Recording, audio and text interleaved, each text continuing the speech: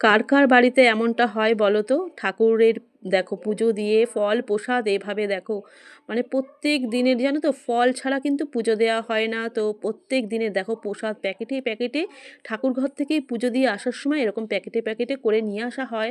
কিন্তু সব দিন না আমার মানে খেতে একা একাই খেতে হয়, কেউ খায় না, কেউ না।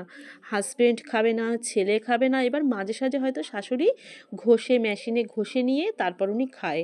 তো সব দিন যেহেতু উনি খায় না আর আমি একা কত প্রসাদ খাবো বলো তো? এই দেখো যেই কারণে এরম প্যাকেটে প্যাকেটে করে রেখে দিতে হয়। যেদিন ভালো লাগে তো খাই, আর যেদিন ভালো না লাগে তো একদম প্যাকেট ধরে সোজা ফ্রিজে রেখে দিই। আর এই যে এখন বাটিতে যেগুলো ঢালা হচ্ছে এগুলো কালকের প্রসাদ। এবার দেখো কতদিন জমিয়ে জমিয়ে এরকম রাখবো, তাই না?